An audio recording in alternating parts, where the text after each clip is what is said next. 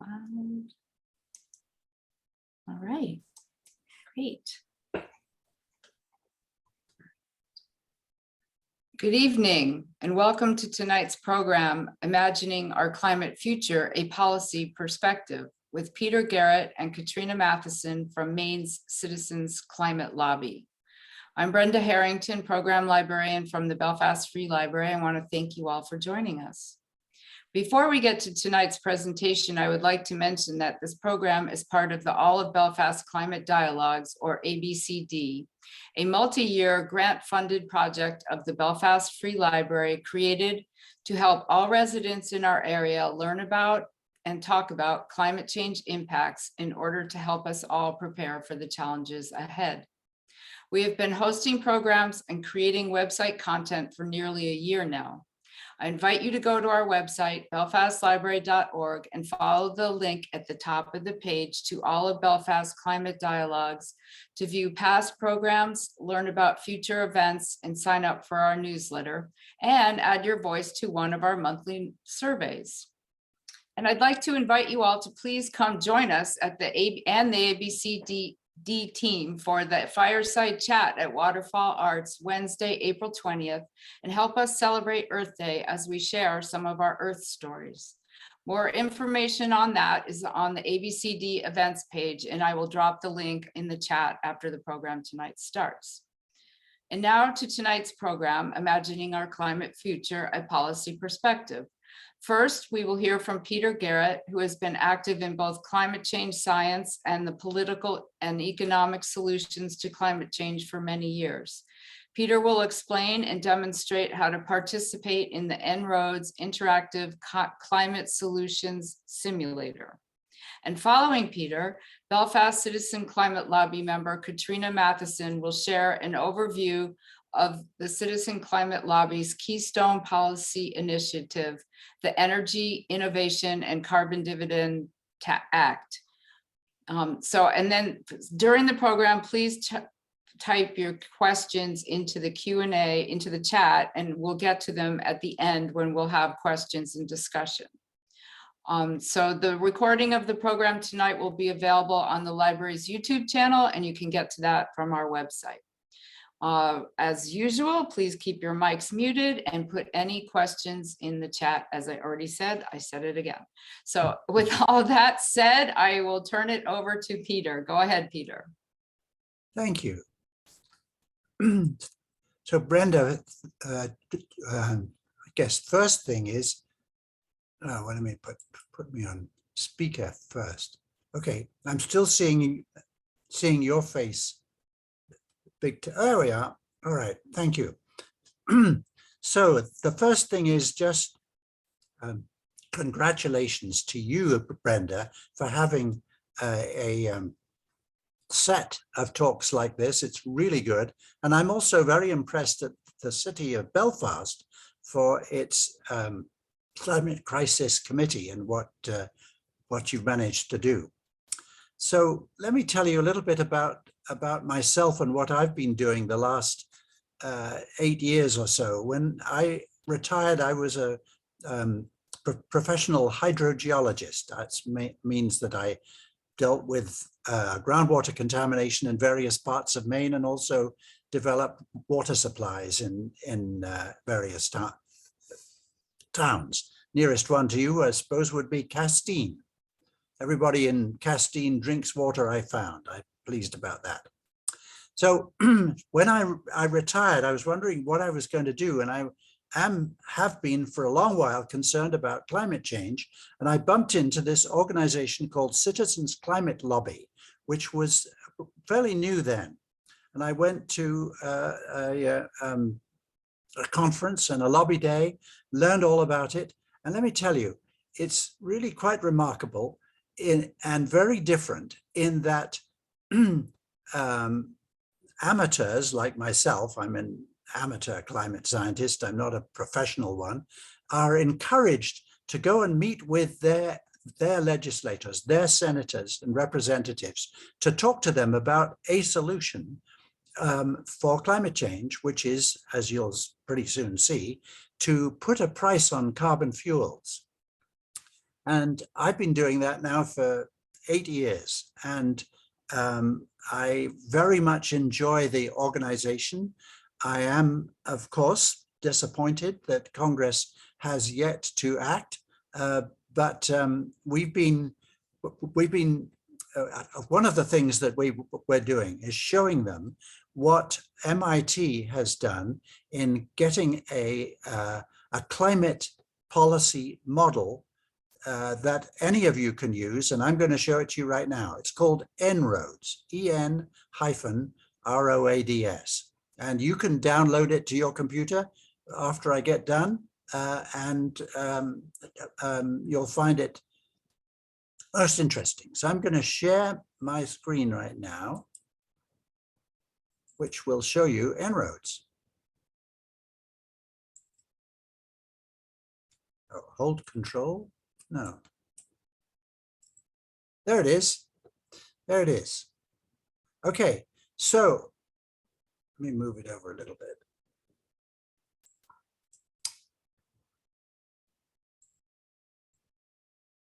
There it is. Now you can see it. Okay, so there are two graphs here.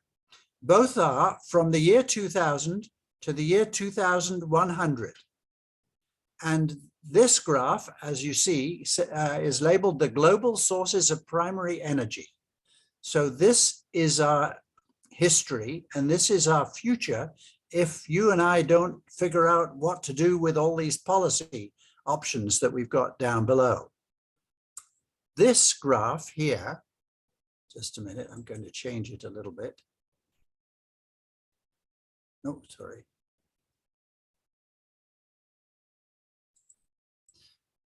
Is a graph of the temperature rise, the annual global temperature rise, air temperature, averaged over the whole of the globe. This is, again, is history. This is the future according to business as usual. That's carrying on just what we're doing now. What these two dotted lines are, this is the 2 degrees above pre-industrial levels, and this is 1.5 degrees, both of which are the part of the Intergovernmental Panel on Climate Change's recommendations that we not exceed these 2 lines. Business as usual would have us up to plus 3.6, not 2, which is this line. So our job is to fool around with these these options. So with energy supply, there's coal, oil, natural gas here, bioenergy, renewables, nuclear. New zero carbon hasn't been invented yet. So if you're feeling enthusiastic, figure out what a new zero carbon could be. The carbon price here is what we're going to be talking about a bit later. Then there's energy efficiency and electrification in transport. Then there's energy efficiency and electrification in buildings and industry. And then you can fool around with whether you think the population is going to be less than what people are saying it is going to be. And we can fool around with the rate of economic growth. These are all possibilities. They're nothing's fixed, okay? So these are actually sliders, they're called. I can move these black dots. I'll show you in just a minute. And then there's emissions that come from land and industry, and then there's possibility of removal of carbon. So I'm going to try one of these things and you'll get the idea. Oh, by the way, I should say, you can probably read this. Coal is the dark brown, the oil, natural gas, renewables is wind and solar, bioenergy, nuclear, and again, this new zero isn't on this graph because it ain't been invented yet. It's waiting for you. Okay, so I'm going to incentivize renewables. Let's see what happens. Move that up there. It dropped the temperature according to business as usual down a bit, okay? Not much. Let's do it with nuclear. That did just about the same kind of thing, okay? We can always put a bigger tax on oil, though nobody likes to do that. That does just about the same kind of thing. Do you see? It only goes down to 3.5 here with this number here. So what are we going to do? Let's try something. I'm not sure. This is, okay, so here we've got the possibility that we're increasing energy efficiency in transport and in buildings, and we are also electrifying transport. That means EVs, of course, and the electrification of buildings, which is a lot to do with heat pumps. So many of you probably do have heat pumps, and that made a big difference. Do you see that? So now we're going to another one here. This is, so what we've done here, we took these ones out. Okay, so I'm dealing with just one thing here, where we have a high growth of the technological carbon removal. So it's cut. It hasn't changed anything about the energy area, but it has cut the carbon dioxide concentration in the Earth's atmosphere quite a bit. This is the greenhouse gas emissions, and I'm going to change the graph. You can do all kinds of things with these graphs. We'll go to temperature, and you can see it's gone down to 3. So by doing these 4 or this one, we are making some difference, okay? But not nearly enough. We have to get down to 2 or 1.5 by 2100, and we ain't there yet. So let's try carbon pricing. Now, I could do it like this. I could move this slider like this. Now, what did that do? By golly, that made a big difference. That went down to 2.1 degrees. Just that one. Ooh, wait a minute. Sorry about that. I took the technological out here. So let's just do carbon price, just the one. And that gets down to 2.8. So that's better than anything else that we've tried so far. Now, I want to do it more thoroughly, and I'll do it this way. Do you see these 3 dots by carbon price? The 3 dots are according to the bill that's in Congress that Katrina's going to tell you about. It's called the Energy Innovation and Carbon Dividend Act. And it starts off with a price of $15 per ton of CO2. You don't have to imagine what a ton of CO2 looks like, but that's one of the things that we can do. And by the way, all of the companies that produce coal, oil, and natural gas report to the government on how much they're getting out. And this is the ton of CO2 emissions that happens when those carbon fuels are burned. And it's going to start in this year, and it's going to be for 1 year, and then it's going to $10 a ton. So it goes to $795 per ton of CO2, all the way up to 2,100. So you're increasing the price of these carbon fuels. And you can see that one action alone, according to, I'm using the guidance of the Energy Innovation and Carbon Dividend Act that you'll be hearing about, does more than any of the other things. And look at what it's done for these fuels here. It's got coal down to almost zilch, oil down a lot less than it was, and also natural gas is about half what it is now. Whereas renewables are up, and so is nuclear. So how do we, okay, and that goes on for 78 years. So in any of these items, any of these sliders, you can either move them the way that you think they should go, or you can go to 3 dots here, and you'll learn more about coal. In this case, you could discourage or encourage mining coal and burning it in power plants. Coal is the most harmful fossil fuel in terms of carbon emissions, as well as air pollutants that cause human health impacts. You probably know all this anyway. It's the dominant source of energy globally. However, because it is relatively cheap to mine and transport. So that has information that otherwise you may not know. So this program, En-ROADS, is loaded. It's a course in itself.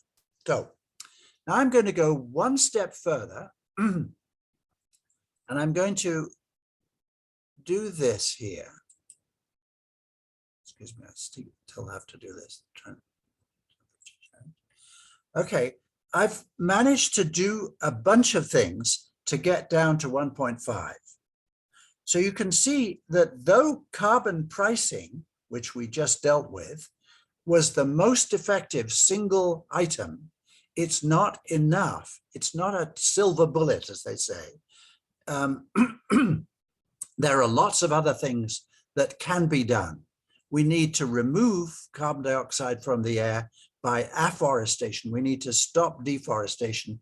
We need to change quite a bunch of things with methane and other gases, which are in these 3 little dots at the right-hand side of methane, and energy efficiency in transport and buildings, and electrification in buildings and transport are also necessary. Carbon pricing actually helps in all of these, except removal of carbon dioxide here and the deforestation and afforestation. But it makes a big difference in these ones before you even start, because people take notice of increased price. So how am I doing on time? Brenda, should I switch over now? If you're done, that's fine. Katrina, Yes, let me leave it at that, and people can ask some questions after Katrina gets her thing done. Over to you, Katrina. I'll stop sharing.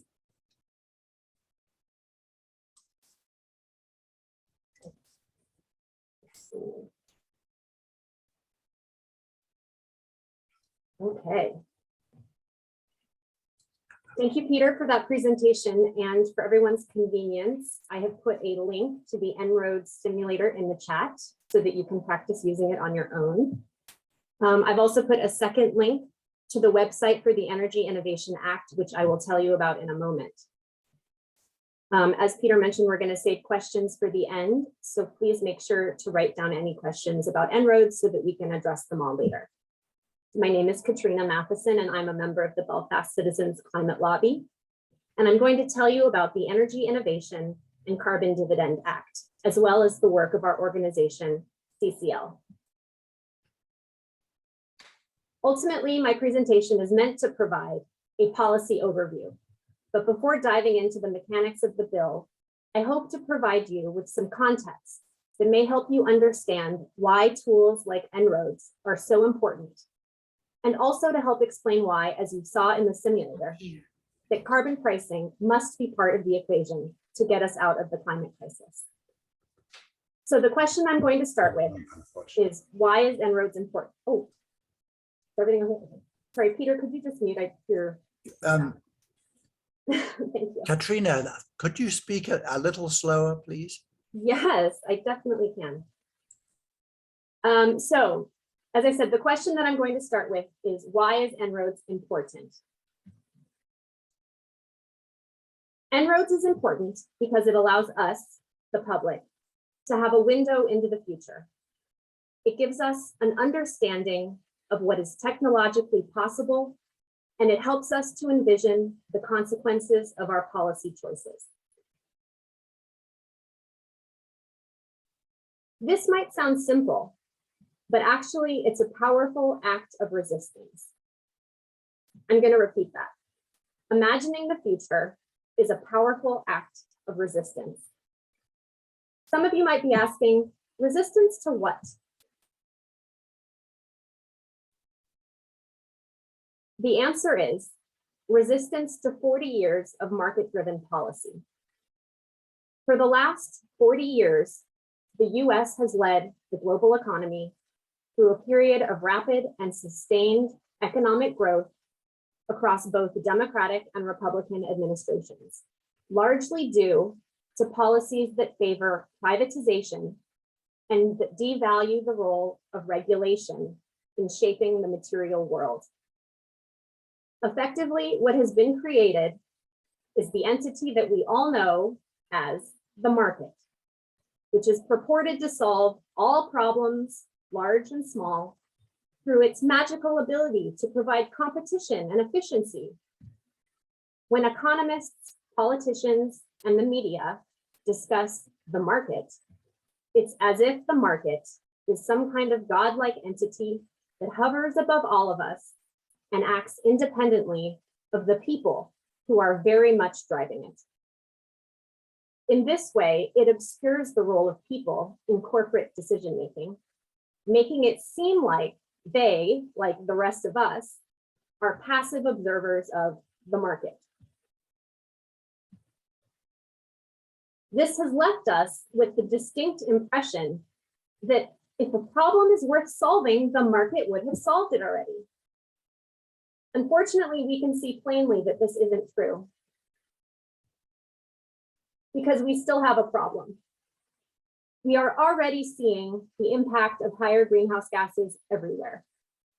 In fact, according to NASA data, the 19 hottest years on record have all been in the past 21 years, and the last 6 have been the hottest ever.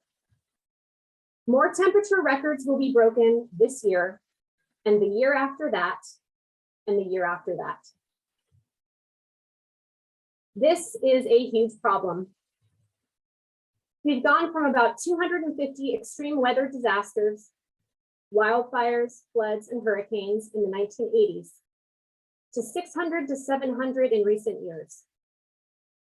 And as this graph shows, the number of catastrophic multi-billion-dollar loss events per year have quadrupled in that time. Climate change is not the cause of a single event, but it makes all of these events more frequent and severe. This is an unimaginable problem. We have more record-setting temperatures, more extreme weather events, rising sea levels, more severe droughts, and increasing ocean temperatures like what we've been seeing in the Gulf of Maine. This is bad news for our coastal towns, bad news for our food supply, and bad news for our physical safety from extreme weather events.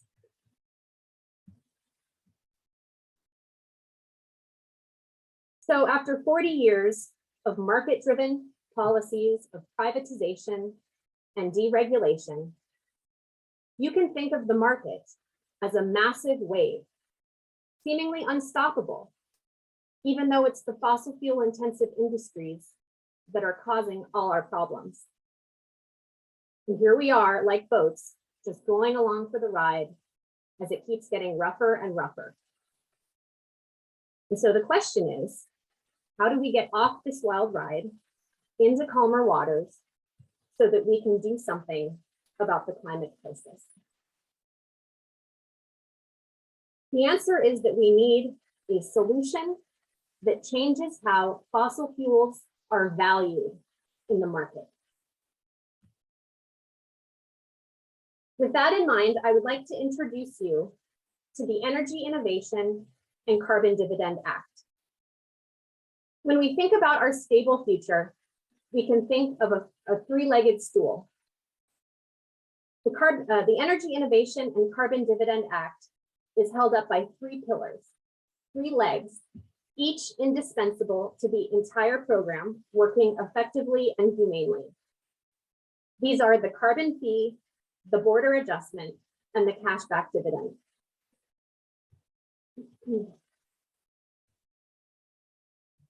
The carbon fee, also known as carbon pricing, is a charge assessed on fossil fuels at the source, either at the mine or well where it's extracted, or at the port where it's imported. This fee is intended to drive down America's carbon pollution and bring climate change under control while unleashing American technology, innovation, and ingenuity. With this policy, the government makes fossil fuels more expensive, which will incentivize businesses to provide or source cheaper, clean energy solutions. The resulting innovation will reduce our pollution fast and efficiently, leading to plenty of reliable and affordable clean energy. Next is the border adjustment to keep the US both strong at home and a leader abroad by imposing a tariff on imports from countries without carbon pricing. This encourages other nations to follow suit and adopt their own version of carbon pricing.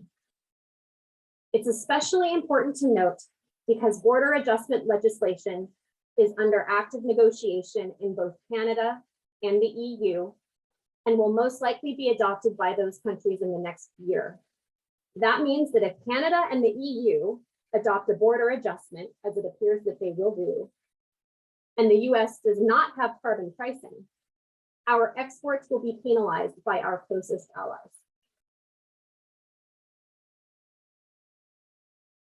And finally, the cashback dividend. The funds collected through the carbon fee and the border adjustment will be returned to American households as a monthly cashback payment or dividend to every citizen, including children, at 50%. This does not increase the size of government. It's entirely budget neutral. And it's estimated that in year 10 of the program, a family of 4 would be receiving close to $3,000. If you'd like to see what could be returned to you and your family, I invite you to check out the carbon dividend calculator. I think I put up this component. Anyway, I'll put up the link after if I haven't put it up already.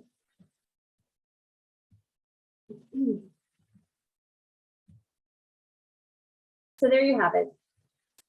The Energy Innovation and Carbon Dividend Act. The carbon fee promotes clean energy technology and ensures a phase out of carbon. The border adjustment demonstrates global leadership on par with Canada and the EU and affirms US values of being strong at home and a leader abroad. And the cashback dividend provides monthly payments to US households.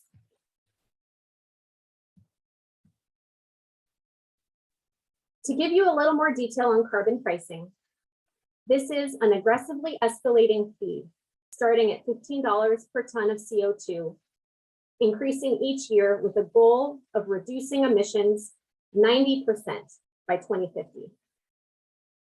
This is not net zero. Unlike net zero, which allows polluters to keep emitting CO2 if they purchase credits, this is a fee that is intended to rapidly make oil and gas cost prohibitive in the market. And lastly, this is not a regressive tax.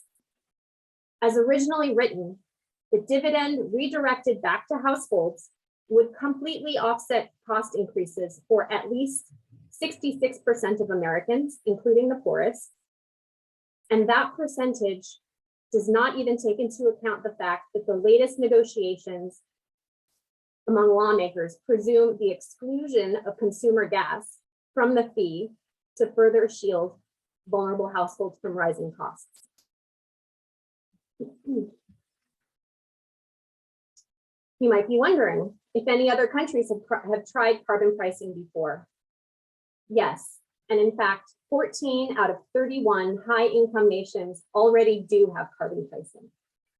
The first to achieve this was Sweden, following a prominent Swedish economist noting in 1987 that the power of market mechanisms as a tool to reduce emissions was, in his view, the, quote, only viable option in a market economy. So let's check in and see how Sweden is doing with their energy transition. When they enacted their carbon pricing law in 1991, they charged $27 per ton of fossil fuel CO2, which has gradually increased to $126 today. This is presently the highest carbon fee in the world. You may know that Sweden is now a renewables leader. As of 2019, 56% of Sweden's energy mix is from renewables, which is the highest in the EU. And Sweden is on track to be carbon neutral by 2045. For Sweden, carbon pricing appears to have had no negative effect on the country's growth.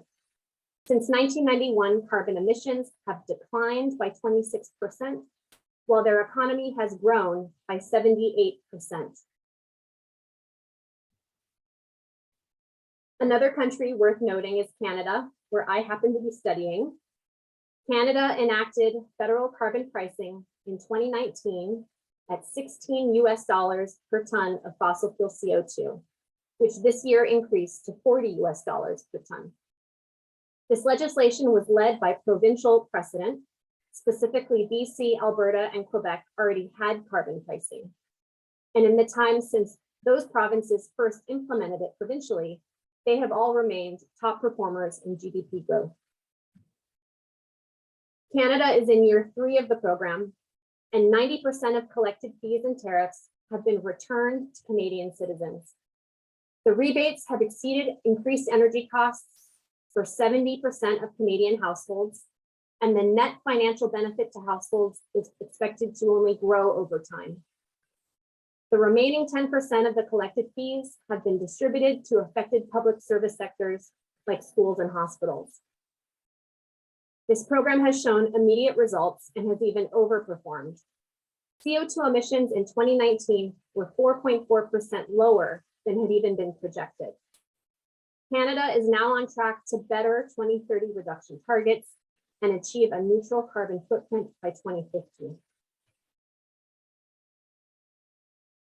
And so I return to the comment I made at the beginning of my presentation, that imagining the future is an act of resistance. Architects and beneficiaries of the market want you to believe that fossil fuel-driven growth is inevitable and that changing course is impossible. They hope that we just buckle up and ride their unstoppable wave. Imagining the future gives us the confidence to demand better. And demand we must. We must make those demands to the media and to our policymakers. The good news is there has already been a lot of work done, as Peter mentioned. Citizens Climate Lobby has been organizing communities to advocate for and endorse carbon pricing for more than a decade. I know that sounds like a long time, but good legislation often takes a decade or more of organizing. And it's a good time to join because we are very close. There are 96 congressional reps currently on board, including Shelley Pingree.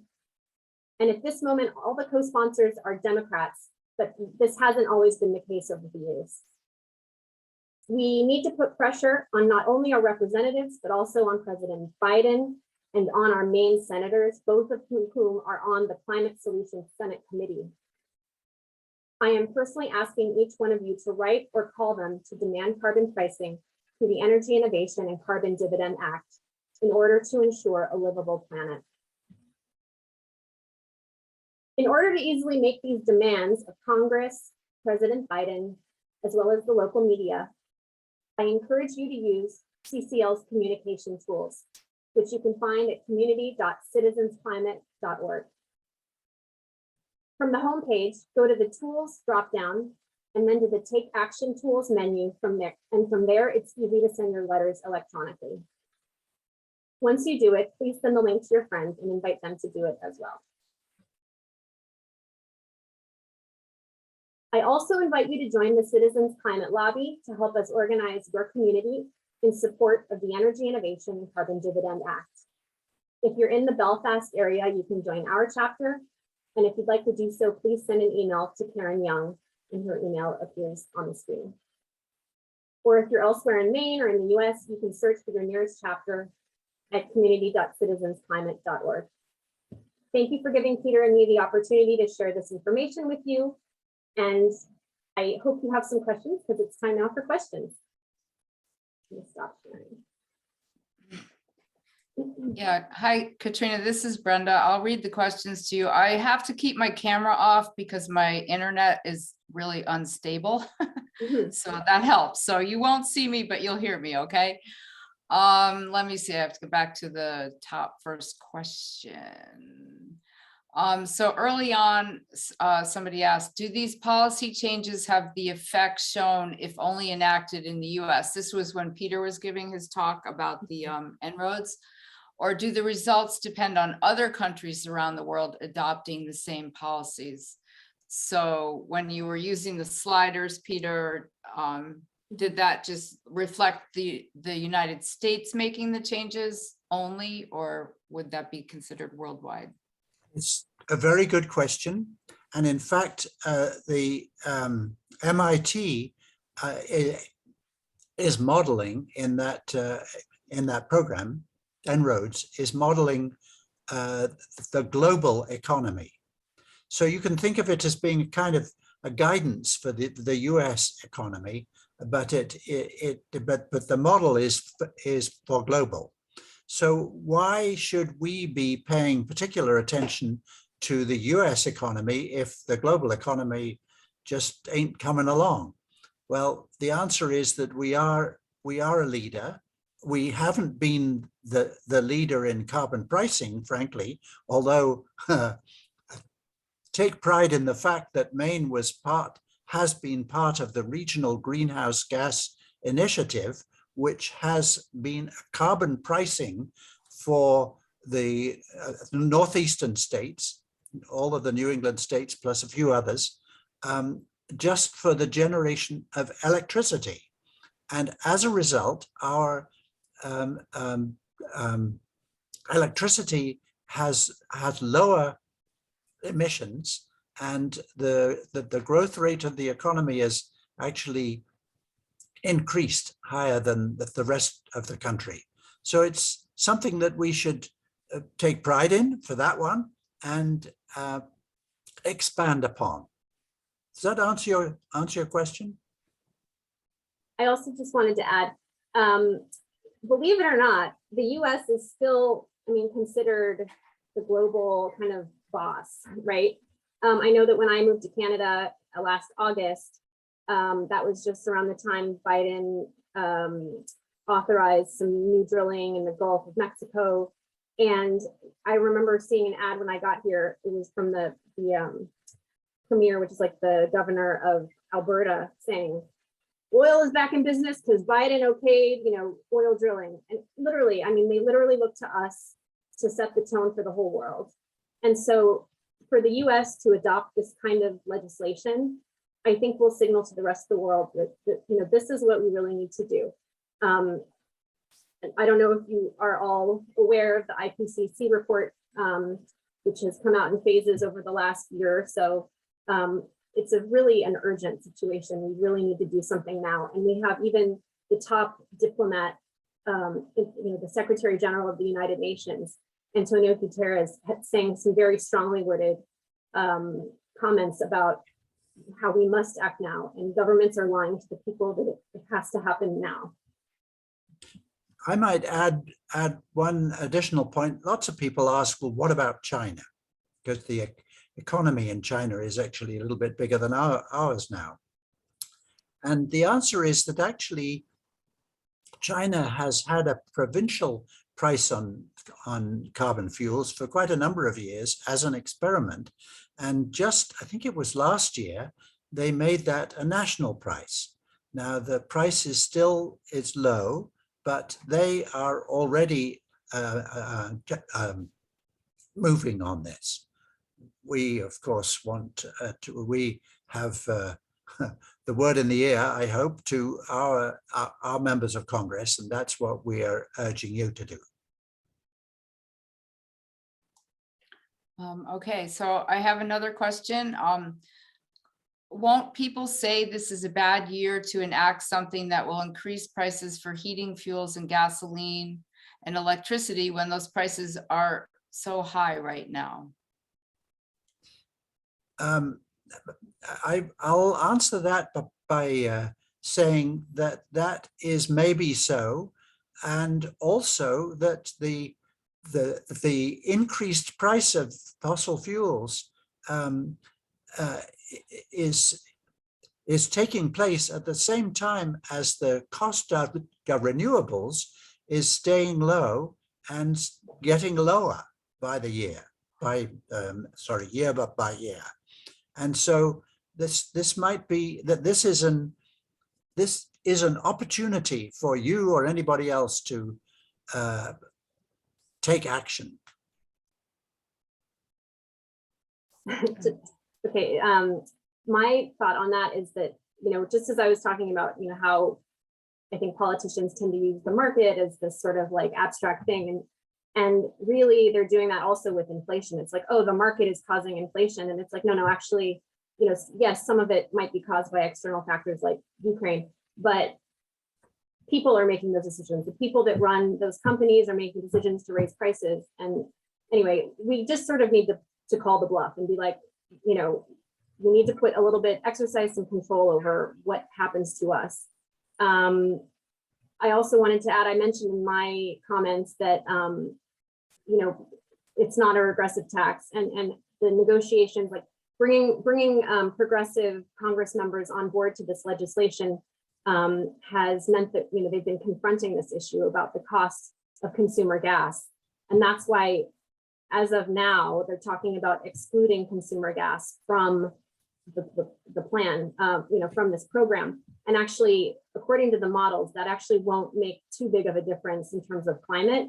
And it obviously will make a big difference for people's, how much people are paying at the pump. So yes, of course, people are going to say it's not a good time to be doing, carbon pricing fees, but I presume that if this gets done, it will exclude consumer gas, so it won't affect how much you personally pay at the pump. And again, all the modeling shows that the dividend will cover all of any increased costs for most Americans. So I saw while Katrina was talking that Mike Hurley made a couple of good points. One is that there will be people who will say it's never the right time. And the other from Mike was a question: how would a company pay $4,000 or whatever it is for the oil? The price the price that anybody pays. Let me go back a little bit.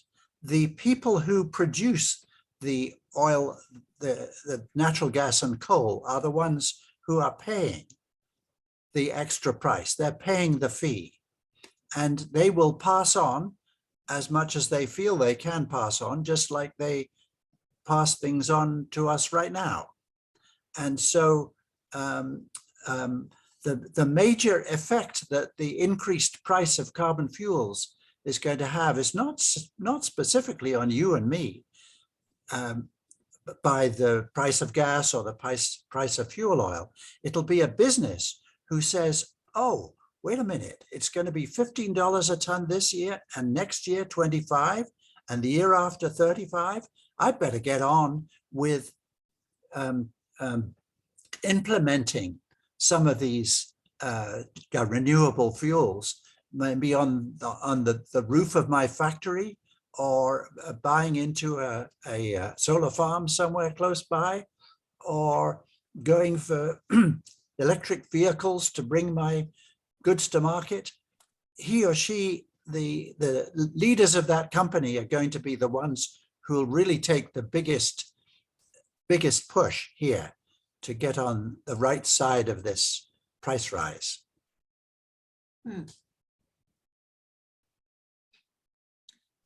Well, just to clarify the question a little bit, Peter, what Mike Hurley's question was, he wanted a specific example of how a business burning 4,000 gallons of fuel would pay a carbon tax. So I think you answered that, but his question was a little different.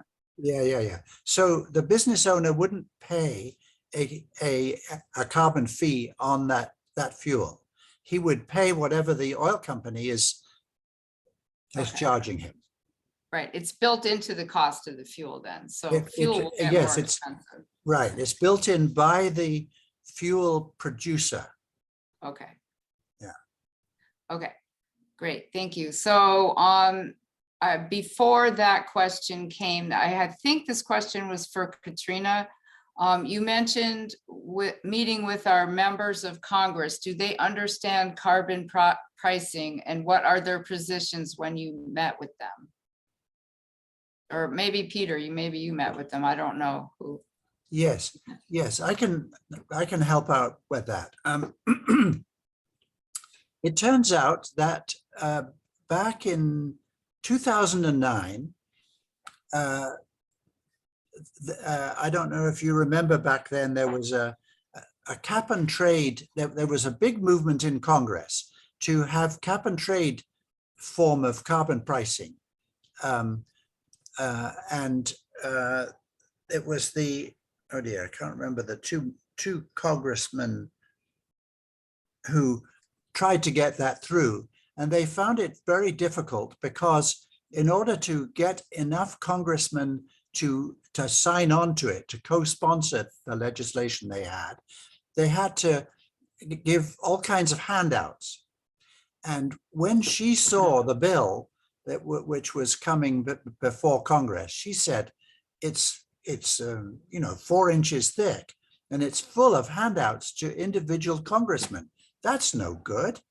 So she produced, she co-sponsored, as she so commonly does, an act which goes by the initials CLEAR, the CLEAR Act.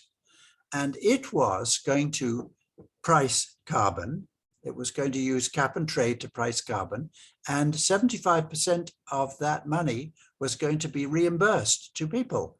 So she's very familiar with this kind of thing. It didn't actually happen in 2009, but so she's very familiar. Senator King is particularly concerned about whether lower income people will be able to manage, and we could show you something on that, and the answer is yes. Actually, the lower income quintiles in the population would manage actually better, rather than, because the dividend is an equal dividend, so all of us would get the same. And I guess that's, I'll stop talking now. I have another question. Katrina, do you have anything to add to that?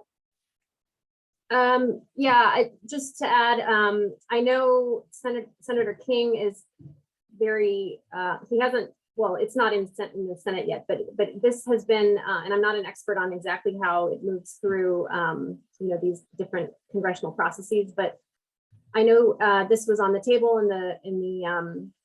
through the reconciliation process. I saw someone asked in the chat about the timing of it.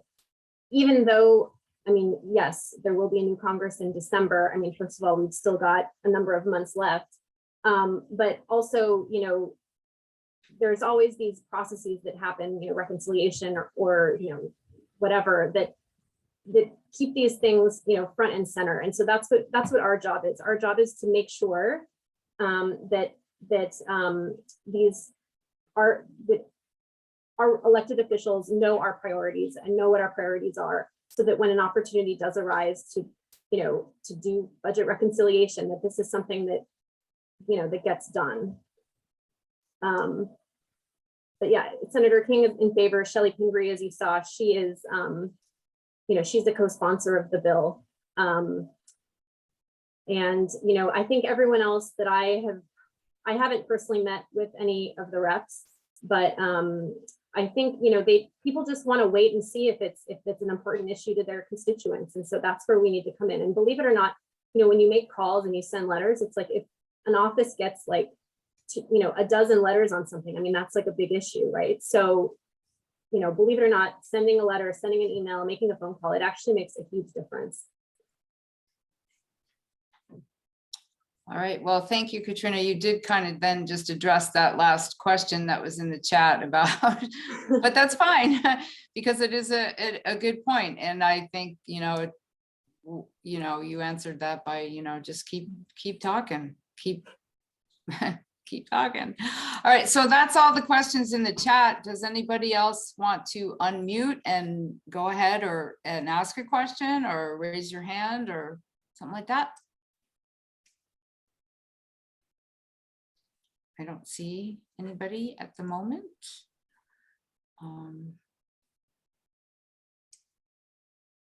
I guess I'll just ask a clarifying question then. So where actually is, or what is the status of the EICDA right now? Is it in a committee? Where is it? It is in a committee in the House. Okay. And it's one of the subjects that the Climate Solutions Caucus in the Senate is thinking about, but they haven't come to accept that or any other policy yet.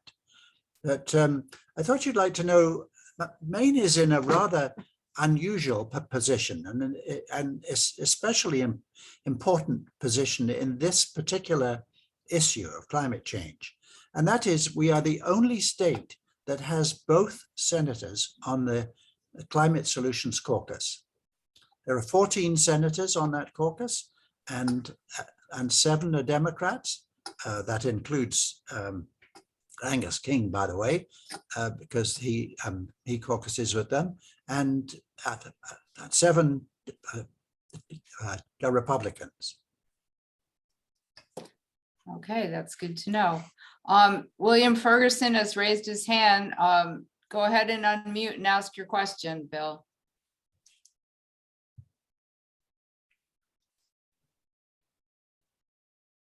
Still muted. Yeah, you're still muted, Bill. You have to unmute yourself, Bill. Yeah, there we go. So we're there good to you go. There you go. Katrina made the point that that we're the global leader on this, or should be the global leader on this. But when you look at what Sweden, Finland, Iceland, all the European Union countries are doing, they are setting the example right now. And if we don't do something, then the cost of the goods that we purchase from countries that have done something are going to rise big time. And 45 countries are doing this. But, we're not, this isn't, it seems like a slam dunk, really. Anyway, that's it. If I could just answer that, Bill, one of the points that Katrina made was that if we don't put a carbon price on, the goods that we want to export to the EU, which does have a carbon price, are going to be penalized because they will put a carbon price on that will go into their fund. So our goods are going to be more expensive to export. And when we do export them, the money goes to their carbon dividend trust fund. Right, but if we don't and they do, they're going to put import duties on our goods coming into the EU and Canada. It's going to affect our biggest trading relationships. Yeah. My personal view on this, as an American now in Canada, I personally find it embarrassing that we can't do this, that we can't get it done, that our lawmakers seem to have no ability to, break through whatever it is holding them back. I know some of it is a Republican, kind of issue, but we need to be at the point now where, we're seeing the effects, in our own communities, in the temperature of the oceans, in our, having late frosts and things like that. We're seeing it. And so we really need to get on this ball and make sure that our policymakers know that this is a priority for us. That's the only way that it's, going to have any traction at all. Here's another point that we haven't made yet. And that is that it's probably pretty apparent to all of us here on this call that renewables and the pink line that wasn't in any of the graphs I showed you, the new zero form of energy, those are the growing industries that we have to get rid of the carbon dioxide emissions, but who's going to develop those new things? So Denmark, for instance, got way ahead on wind turbines. Other people got way ahead on solar panels. So are we going to do that? And if so, we need to give it a boost. That's what this change is going to do. Okay, thank you. Another question came into the chat. Is the Canadian public generally aware of the pricing in their country? I'm going to say yes, because they're getting checks. Theirs are quarterly, but they are getting checks. I think for a two-person household, I think it was like $1,000 that they're getting, or maybe I think it was just under $1,000. But it's rapidly, it's rapidly escalating. I think it doubled from the year before, something like that. So people, I mean, that's $1,000 for the year, not quarterly, but it's broken up in quarters. So yes, they're very happy with it. Gas prices here, when we first arrived, it would seem more expensive than the US, but now I think it might even be less. I don't know in terms of gas prices in the United States, like, it's not all because of Ukraine. I mean, I think there's something else going on, and I do believe that there's congressional hearings investigating like why the prices are so high when our exposure to Russian gas is pretty limited. So anyway, that's sort of another feature of how, as I said, this kind of smoke and mirrors that these big businesses like this like to do. But anyway, yes, they are aware that people are very happy about the carbon pricing scheme at this point in Canada. I actually have a clarifying question. You mentioned that countries were going to start charging taxes on our goods going to their countries if we don't impose a carbon tax. When is there a timeline for that?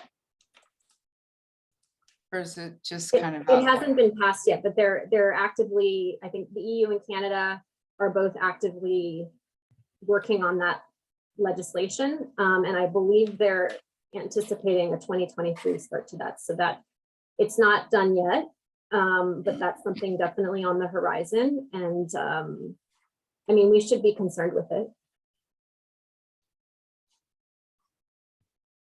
By the way, one of the points that Katrina made, which was that in Canada, several provinces tried it out first, and the province that the national government took on was the province on the west, British Columbia. And I could show you a figure, but no, I'll just talk about it.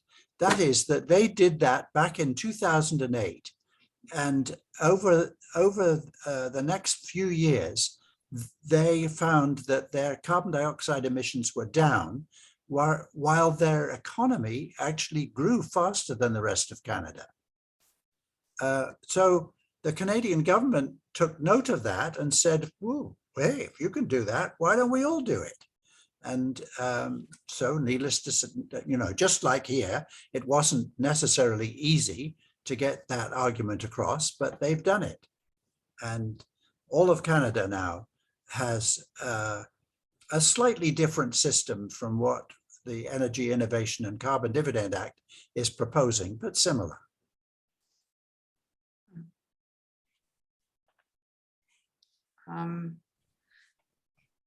I'll call on you again, Bill. You have your hand raised.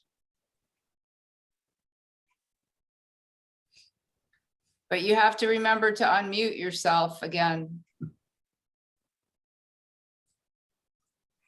Yeah, okay. To just add to what Peter said, some provinces have led the way in Canada, and there is a federal backstop to provinces that don't enact legislation, like British Columbia, Alberta, and I can't remember what the third one is at the moment.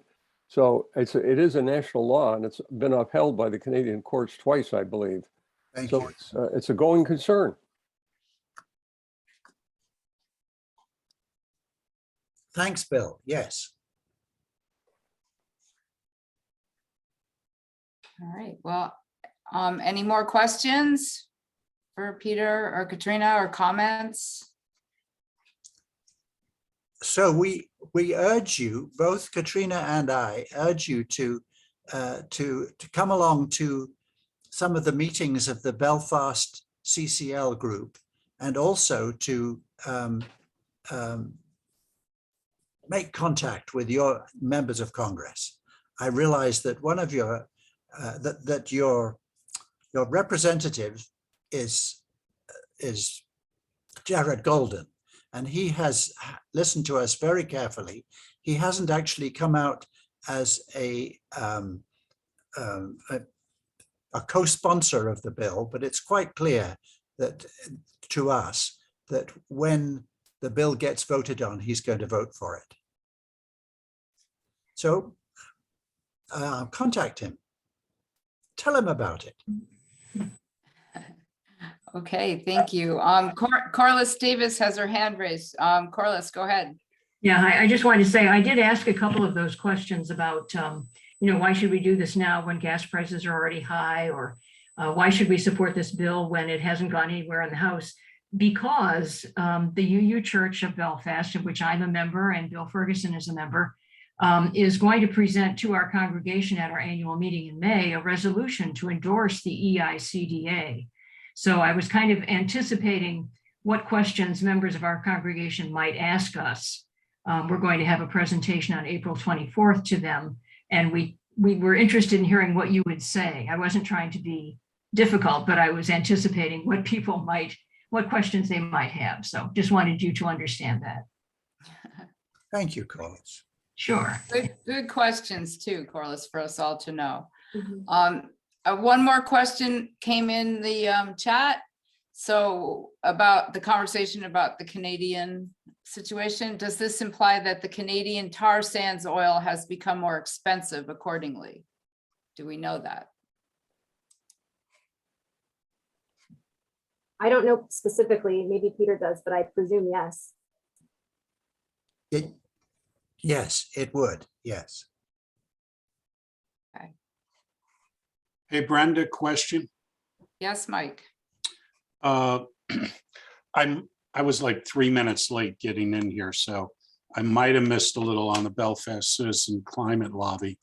If you guys have a moment, could you just talk about what you're doing as a group and as a committee, and I'd love to hear more about you guys. Who's this? So the main kind of thrust of the CCL chapters is to organize your communities, right? To gain endorsements, to kind of spread the word about what this is, to motivate people to call their representatives, to write letters to the editor, things like that.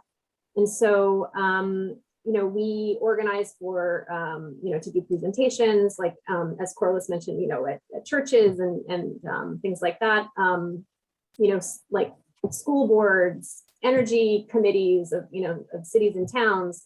So it's important that we bring new people in that have different contacts than we do, so that we're always kind of reaching out a little further and a little further to kind of let people know about what we're doing. I would say, for me, I mean, a large part of it is also kind of, not to sound hokey, but like emotional support. I mean, I feel like there's a lot of bad news happening, and I personally feel that it's important to be doing something about it. And it's nice to be with people who feel the same and who want to do things and are motivated to, actually make changes. So that's, that's the general, idea of it. But yeah, if that answers your question. It helps. Yeah, thank you. So Mike, if I could answer it in a slightly different way, and that is that I've found that Citizens Climate Lobby National has been enormously supportive, and not only for one group like Belfast, but in their focus on actually getting something done, and their optimism that they will, and in building our relationships with our members of Congress and their staff.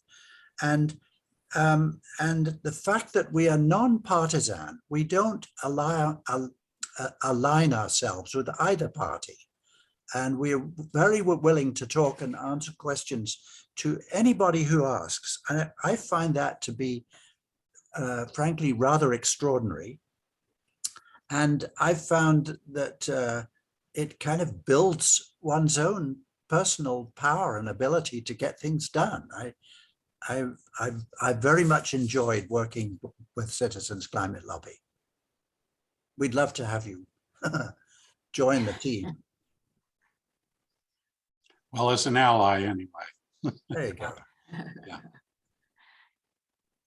Yeah, and I just might add, if anyone on the call is, if you, right now, the national, or actually no, the state of Maine CCL is, I don't know if it's national or not, maybe it is, but they're looking for endorsements from CEOs, for example. So if you are a CEO, if you, have access to a CEO, if it's something that they might be interested in endorsing, putting their name on a letter, to send to our reps, that's something that is an active campaign right now.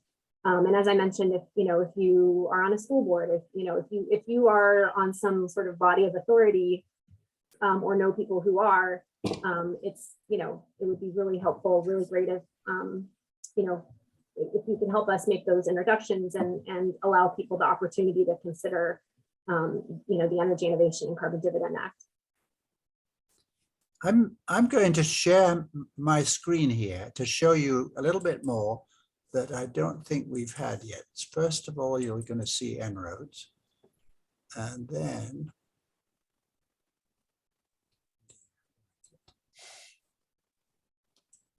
so I'm going to go to the Energy Innovation Act. So here's the Energy Innovation Act website, and you can see that you could endorse it, but they have a home pull down. You can learn all the kinds of things. You can get your questions answered by that, how it works, news about it, some statements about it, some supporters, Catherine Hayhoe, Don Cheadle, James Hansen. So I urge you to take to this website, energyinnovationact.org, and go with that. You'll find it most interesting and very supportive of what we've been talking about today.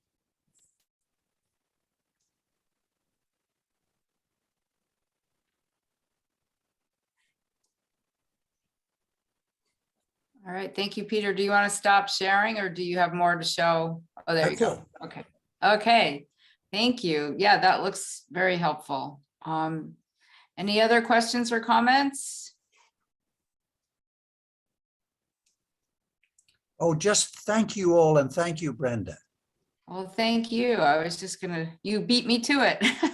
Thank you, Peter and Katrina, for your presentation and for the work you do. Thank you. I learned a lot at this presentation, so thank you. Yeah, thank you guys. All right. It's Mike. Thank you, Peter. Thank you.